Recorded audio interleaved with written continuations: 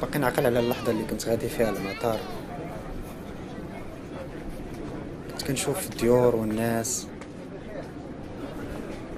كنت كنحاول نسجل تصاورهم في عقلي باش الا توحشتهم نسد عيني وندوز تصاورهم قبالتي بحال شي فيلم.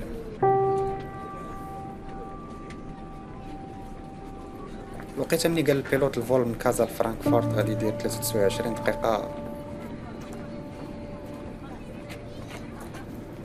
عرفت بلي جزء جديد من حياتي بدا.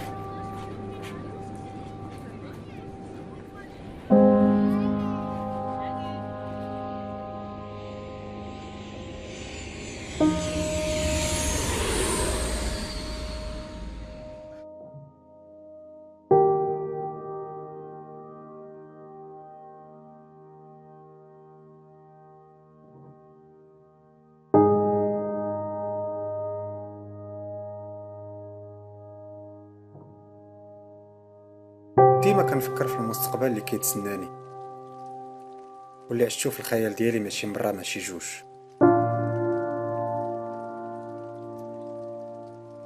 كي دايره السكنة اللي غادي نسكن فيها، واش غادي نتعرف على شي دراري صحابي جداد ولا لا. حاولت نتخيل الجامعة اللي غادي نقرا فيها، كيف دايرين الاقسام، لي زونفي، الاساتذه.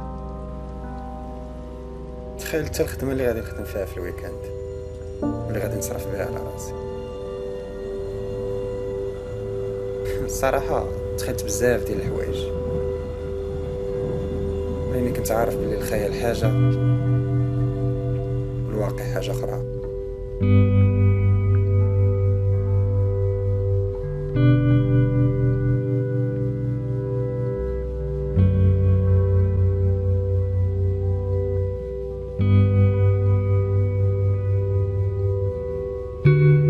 عمرني ما كنت كنظن انني نقدر ندوز مده طويله بوحدي بلا ما نهضر فيها مع حتى شي واحد. كيفاش نقدر نعيش بوحدي وانا اللي كنت مولف دايرين بيا بزاف ديال الناس؟ كنت بارفوا كنبغي نبقى بوحدي، ولكني ما كانوش كيخليوني. كانوا ديما كيسولوني اما حسن هنا ولا لهيه. سؤال بزاف ديال الناس مازالت سالفه كتقلب على الاجابه ديالو. انا اللي بغيت نعرف هو واش انا هنا ولا لهيه.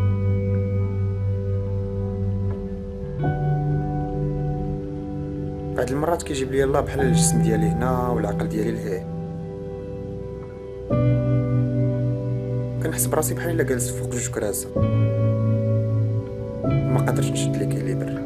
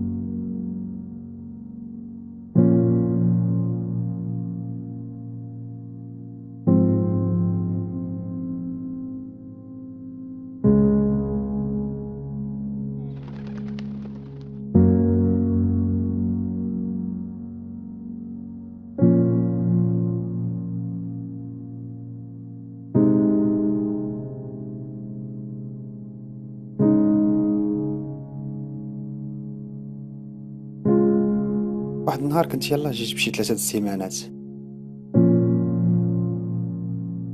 كنت لقيت بواحد السيد قديم هنا بسنين.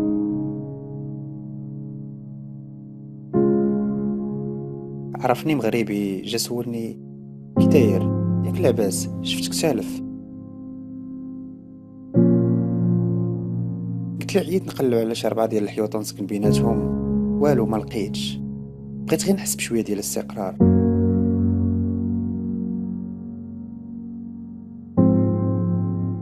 شاف فيا وضحك وقال لي نهار تعرف فين انت غادي تحس بالاستقرار.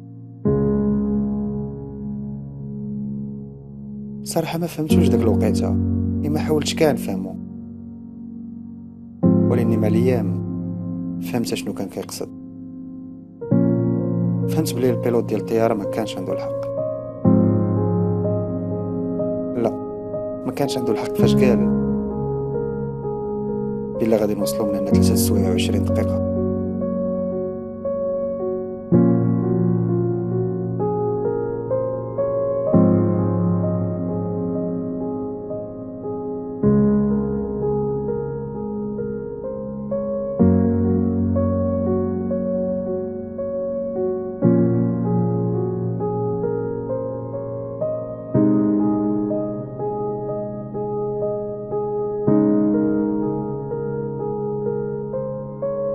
واحد الايام كدوز وانا كنكتشف واقع جديد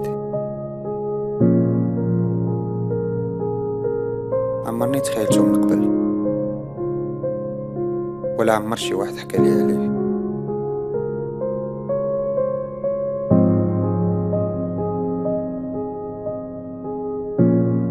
شحال من حاجه تغيرات بلا ما نحس بها.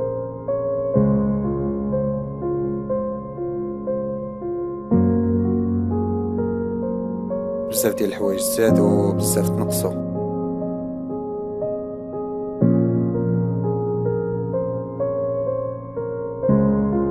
ناس كتمشي ناس كتجي،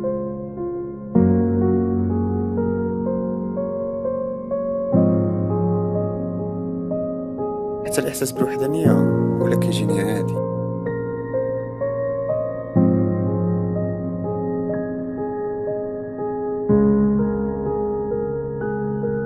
حوايج جداد ما كنتش عطاهم القيمه من قبل، ولا هما اللي كنقلب عليهم اليوم.